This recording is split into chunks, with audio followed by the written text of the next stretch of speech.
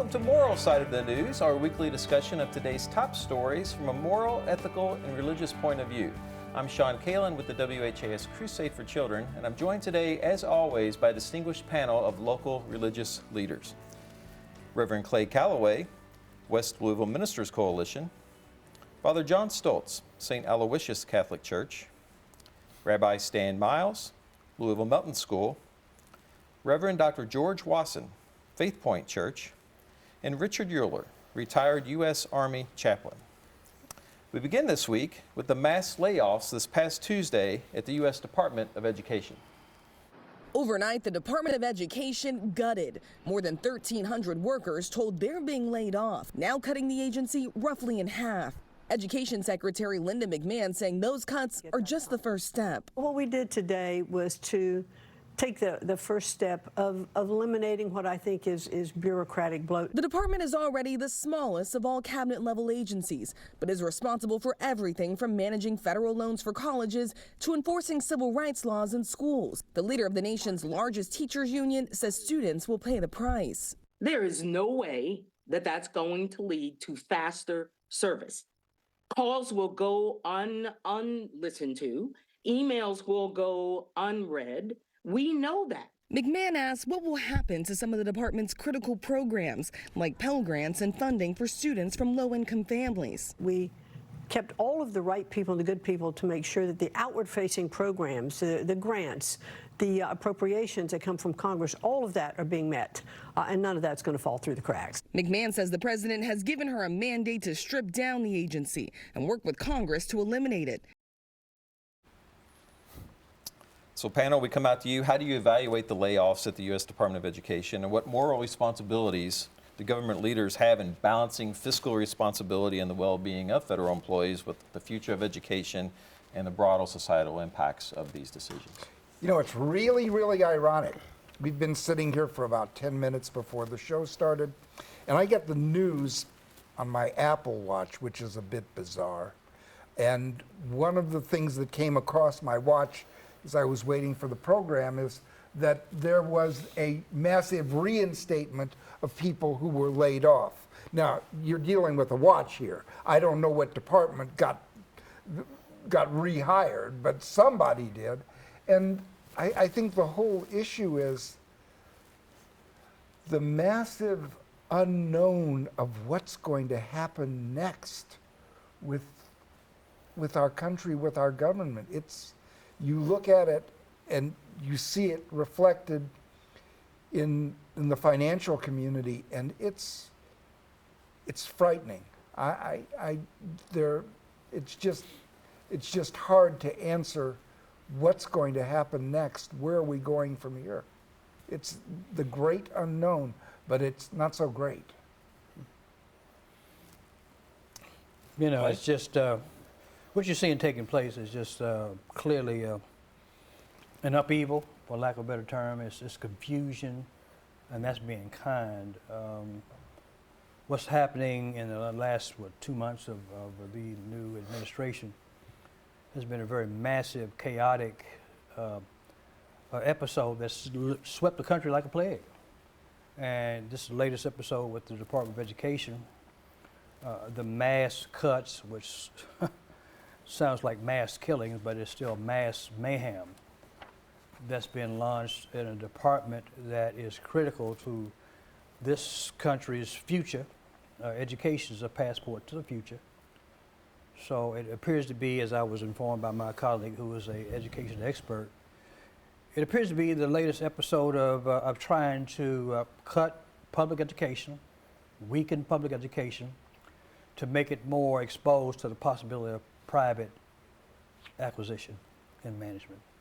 So this is what's happening in an era where information and education is so vital. The Bible says, my people are destroyed for lack of knowledge. And then here you have a decision that was made by this administration that has lacked wisdom in so many ways to cut education at a time when education is so desperately needed in this nation. It just weakens this nation, and it's a very scary episode of this current administration doing mayhem and creating chaos in the country with these massive cuts. I think one of the challenges that we face is that when we talk about wisdom and knowledge, I agree with you what you said from scriptures, but even as ministry leaders, we have very limited information. You know, when we look at the Department of Education and we say, oh, all this education is going to be cut kind of deal, you know, more than 50% of the population voted for President Trump, both from an electoral college as well as a popular vote perspective. And one of the things President Trump said when he was running was that he was going to make some drastic changes to the Department of Education, because we know that it is one of the most bloated with administrative folks of the different agencies. You know, when we look at what the Department of Education has done from coming into its beginning in 1980, the United States has gone from being in the top 10 of education in math, reading, and science in the world to number 40. And what we've seen is an 80% increase plus in administrative overhead, and about an 8% increase in teachers, and about an 8% increase in students. So I appreciate what the new secretary said, is that they are looking at places, they're going to keep the programs, they're going to keep the things that are beneficial, but to look at the bloat and just the excess that has been created. Are they hard decisions? Yes, they are. But I just want us to be careful of making decisions and criticisms of some of the things that we see happening when we really are working with very limited information. We don't know everything that's gone into the decisions, but what we can know is we can look at the data and we can say, okay, as ministry leaders, we're supposed to be wise stewards of the resources that are placed into our care. $35 million in debt right now, bloated administrations, money's being spent on places that are not really what they're intended to be for. Only about $40 million of the $250 million of the Department of Education goes to primary and secondary education. There's a huge amount of that cost is in administrative overhead that I want to take what the secretary said at her word, that that's going to be one of the first places that they're going to look at to make some cuts. But I don't want to take her at her word, and here's the reason. And here's the reason why: is that any kind of choices like this, and there have been other choices in this way, I think needs some transparency with the American public. Yes, the current administration was voted in, but in terms of this decision, there needs to be reasons why these cuts were made.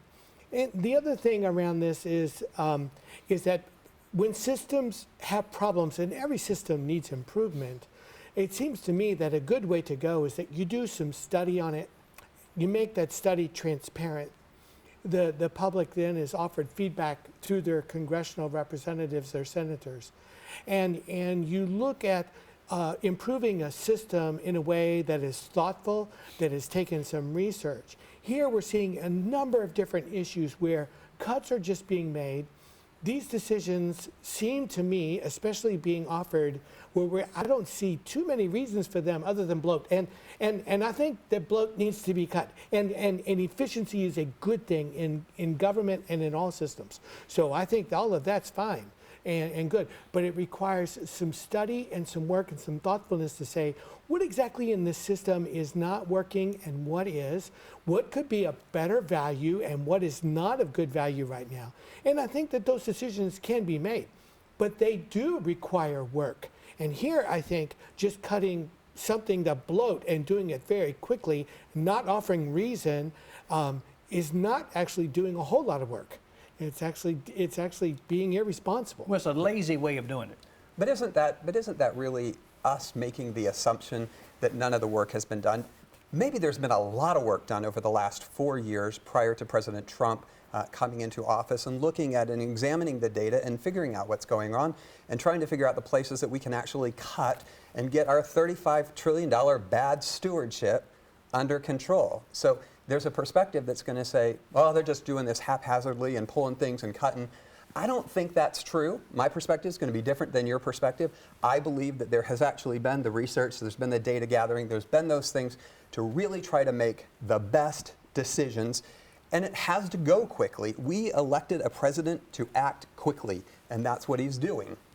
Well, I think then if there's information that's been studied or there's research that's been done, it needs to probably be stated again in public, because I'm not hearing too much about it right now.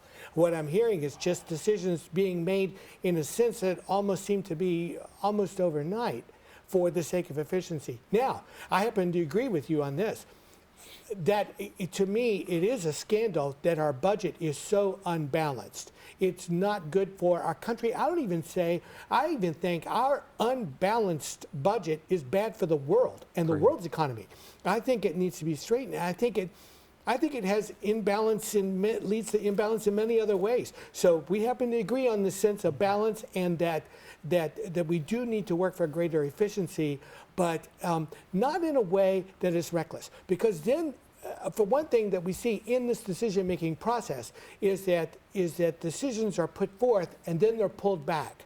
And there are other institutions around our nation that are not government-related that react to that, like the business community, who want a sense of stability as the markets go. The markets always look for that, I think. But when you make decisions forward and then you pull them back, like in tariffs or in other things like that, it leads to an instability, I think, that is not productive. I'll give Stan or Richard a chance to jump in. Well, I'm going to bring it more from a historical perspective here, because I've been involved with it, both on the civilian side and the military side. Now, back in the 70s, when they started doing the downsizing after Vietnam, I wound up at a fair and made connection with the National Guard, and they said, have you got prior service? And I told them, yeah. I said, so how would you like to join the National Guard? And I found out that they were at 55% strength. Mm-hmm. And that's only 3 years after Vietnam. Things went quickly. Fast forward to the 90s. And what you got too is the Clinton downsizing, which started with George H.W. Mm-hmm. But he continued on with it, and by 1999 or 2000, we were down 477,000 people. And I was sitting on pins and needles the first 2 years I got hired on in civil service, because that's probationary period. No guarantees that you're going to maintain a job with the government. When the government does a reduction in force, that's what's going to happen. It doesn't matter who you are, doesn't matter what your performance is. If you've got less than 3 years in, you could be subject to being laid off. And I've seen it happen. I fortunately managed to weather through it during my first 2 years, and then into the third year. I have to complete 3 years. And once I got to that 3-year mark, everything changed. So that's what you have to look at too. What I didn't hear, except once, I think I heard somebody on the news somewhere said that they were eliminating a lot of people who were in the probationary status, and that's the first year. Second year is career conditional, and then you have career status. Once you hit career status, you're pretty good. Now, from a military perspective, when they did reduction in force, yeah, I was on the hot seat too. How does my evaluations measure up to everybody else's evaluations? And all they need is one little discriminator to keep you from progressing on. All you need is one, and you can be gone. So that part of it. Now, another history lesson has to do with what about this thing about creating or eliminating departments. And back in the Stone Age, when I was first in school, President Eisenhower created something called the Department of Health, Education, and Welfare. That was the only cabinet post that was not in the line of succession to the presidency. But it was created, and the only thing that would have kept him from creating it would have been a legislative veto. Now, they still have legislative vetoes, but when the Department of Health, Education, and Welfare, there was the creation of the EPA, which took over some of their duties. Well, then you don't need all those people in health, education, and welfare. 1979 is when there was the separation of the education department from health, education, and welfare, and then the rest of it became health and human services. So, but that didn't, the Department of Health, Education, and Welfare require a veto either, because then again in 1983, the Supreme Court's decision declared that legislative vetoes for this particular purpose were unconstitutional. But I haven't found any indication that that has changed any. So reduction in force is exactly what it is. You reduce force. The thing about the Democrats, they like big government. They're going to bloat the government, where the Republicans are just the opposite. And that's what you're going to find. Well, one thing I might add, just a couple of things I want to, if this Department of Education was created in 1980, is that correct? Correct. 79. 79? Mm-hmm. Well, it actually came into being just a couple months. Okay, so yeah. 80 is under Ronald Reagan. No, it's still under. It's at the beginning of Ronald But Reagan. 1980 was Ronald Reagan. No. No, he was elected in Right. 1980. He's elected. That's what I mean. He was elected. So my point is that one thing I'm not a big fan of many Republicans, but I do quote Ronald Reagan often. And the one quote I quote often of Ronald Reagan is trust, but verify. And there's no verification of these claims that are being made by the administration. There's no verification of these numbers that are bloat. The charges, claims, but no verification. Well, how do you know that? Yeah. Let me finish. I don't know, and you don't either. No, we don't. So we don't have public verification of their claims. Secondly, you mentioned that 51% of the population voted for Trump. That's not true. 51% of those that voted for Trump. But the majority of the registered voters did not vote for Donald Trump. So to say that the majority of American public voted for him, that's not, are in favor of this is not true. But you could actually say that about every election, well, right? I'm just verifying what you said. I said the majority of Americans. Now, if you want to add the majority of those that voted, but the majority of Americans did not. There's over 81 million that were registered to vote that did not vote at all. So to imply that the American public, that they generally give a broad brush claim to, is not in support of this. He's created unemployment on a mass scale. The federal government is the largest employer in the nation. He's created unemployment on a mass scale that's creating ripple throughout the nation and around the world. And God is not the author of confusion. He's created a kind of confusion that has rippled not only in the nation, but around the world. And the one thing that the stock markets don't like is instability. I mean, this is a pipe. You cut and you add them back. You cut, you add them back. So it lacks wisdom. It indicates you did not think it through, has not given really thoughtful reflection on what would be the outcome of these rash, chaotic decisions. So it's a very troubling time, and for this woman to come in and say you trust her word, she has no evidence, long track record of trustworthy deliberation in the area of education. She has no experience in that area at all whatsoever. We could say the same about Carter. Yeah, but I'm saying this woman, you have no reason to trust her word. Her word is not verifiable enough to believe that what she is saying is in the best interest of this nation education. We need more education, not less. We need a greater educated electorate, not less. And I think it's opening the door, I guess, for privatization, which appears to be the trend that's going on now. So it's a very troubling, chaotic time, and you see it happening across the country, is sweeping the country like a plague. And it's just a very troubling, destabilizing environment that has been ushered in by this new administration. But isn't part of the issue here of looking at, we call it the Department of Education, but the majority of the expenditures of the Department of Education are grants and aid and administrative costs. They're not really dollars that are going to the primary and secondary schools. They're going to colleges and universities, they're going to grants, they're going to scholarships, they're going to financial aid. The Department of Education, I read a study that said that they provide 90% of the have-tos and 10% of the funding, right? And so the Department of Education, we have to ask, what exactly do they do? And what I see, again, I'm going to trust that we have people who, they have been verified, they have been examined by our representatives, by Congress, and there reaches a point where we have to say, I have to trust. We had to do that with President Biden. We've had to do that with President Obama. We've had to do that with now President Trump again. You know, we're not going to get all of the information, all of the data, all the statistics, because we have elected people to make those decisions for us, right?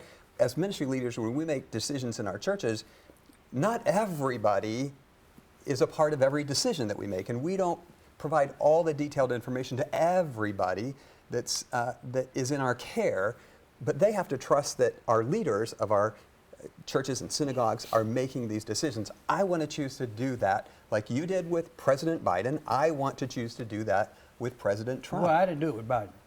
But I'm saying that the facts of the matter is that the national debt was increased under the Republican administrations. It increased under Trump first administration. It went up. Okay? The last time we had a surplus was under Bill Clinton. The debt was reduced under Biden. And they project it will increase again under Trump. So the national debt increases mathematically and consistently under Republican administration, including the previous administration of Donald Trump. So there's no reason to believe that it's going to be decreased now, because you know a tree by the fruit it bears. The fruit is that it increased under his administration, and it appears to be going in the same direction now. It's increased in everybody's administration. We don't get to $35 trillion from one administration, right? It didn't increase under Clinton. It didn't increase under Biden. Drop 477K people, you're going to have a surplus. Okay. So, but my point is that that so-called debt reduction ideal, does not occur on the Republican administration. That's a fact. So that case is a moot point. I'd like to see with the facts. Republican administrations. Where we are now, the administration says that we're going to downsize the Department of Education, and we're going to turn their responsibilities over to the states to deal with.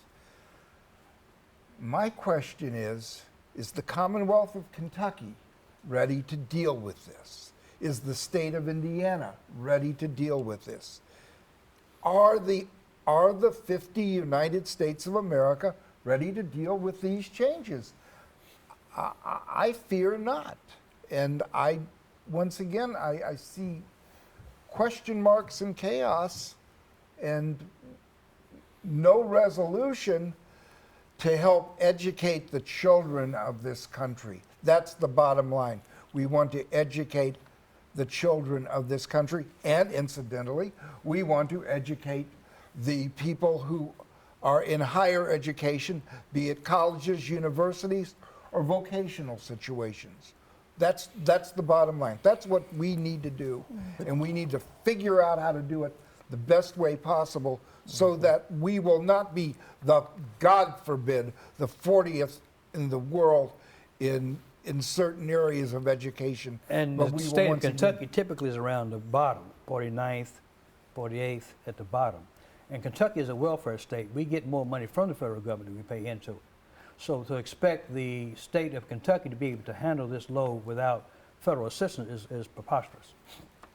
You know, I think these are difficult calls when we think about the fact that, we spend more in the United States per pupil than any other country, and yet we are ranked so low in our education. I agree with you. I want to do what we can to improve the educational level. Reading, writing, arithmetic, the basics of education, not all the other stuff that gets added on to that's imposed upon them by a bureaucratic mess. I want us to be a country that truly educates our students, and that's not happening, and the Department of Education is not the one who is doing that. That really should be a state and local place, because state and local places know state and local people, right? So we should know how to educate our people. Is it going to be difficult for the states? Yes. But again, I want to trust that in those programs that are doing what they're truly intended to do to increase the educational level of our students, that those will be continued. You use the word trust. We see this, you're referring to trust with respect to this administration. This administration is not trustworthy. The prior one was? This meant we have a 34 count criminal leading this whole administration, first time in history. So to say you trust him, he's not trustworthy. But he has proven to be a non-trustworthy individual perennially in areas of business, the failures of his businesses, failures of his court convictions. So he's not a trustworthy individual. So he is not trustworthy. So if anyone needs to be regulated and to be inspected with public scrutiny, it needs to be this administration. So you can't just throw something out there and expect it to be digested without some scrutiny and verification. But again, and I want to be careful, I'm sorry if I feel like I'm talking a lot this time, but I think one of the things, when we make these claims and these sayings about the current administration, again, we can look at the prior one that preemptively... No, I'm just talking about he's a first-time felon. We never had a felon. But the prior president preemptively pardoned his entire family. Why did that happen? Well, he's a convicted felon. We've never had that. Right, but it's also under process of being appealed. So again, I think for us to make these declarative statements is not really helpful. Back to the education theme, one of the principles of Catholic social teaching is a principle of subsidiarity, which means that problems are best taken care of at the local level. It has some correctives too in other principles of Catholic social teaching. Considering this, one of the things that we know about education in the United States as a whole is that people's opportunity for education is going to be different at different locations. That probably was something that the Department of Education tried to act as an equalizer for. And if those places are eliminated, I think a moral place that we're going to be is that we're going to have to find some way where people throughout the United States have equal opportunity to education, because it can be so radically different from one part of the United States to another. And if the funding is different, or if something is different that way, okay, but we're going to have to find a way where opportunities are just throughout the United States for the sake of education, however that may be. Because it could be that we're moving to a place where that initiative in education is going to be more locally sourced rather than, say, mandated from Washington. Well, and it's happening in Louisville, Kentucky. Louisville, JCPS is the largest education department in the state of Kentucky, but it's being trying to be controlled by the bureaucracy in Frankfurt. So Kentucky is a great exhibit on what you just described. So it's best to be managed by the local authority than to have it imposed by the authority outside. So that could be applied in Kentucky in a very direct way. I think you all covered it all. Great discussion. Rarely do we have a topic that goes the full 29 minutes, but we did today. And I can't let this episode pass without just saying our prayers, love, and support to the Bridgman family, an icon of this community. And that was on our topic to discuss today, and I'm sure the clergy here would have had great things to say, as everyone else has said this week about Junior Bridgman. He'll truly be missed in the Louisville and around the world and our nation. So thanks to our panel this week, Reverend Clay Calloway, West Louisville Ministers Coalition, Father John Stoltz, St. Aloysius Catholic Church, Rabbi Stan Miles, the Louisville Melton School, Reverend Dr. George Wasson, Faithpoint Church, and Richard Uhler, retired U.S. Army chaplain. Thanks for watching this week on Moral Side of the News. We'll be back next week with an all-new Moral Side of the News.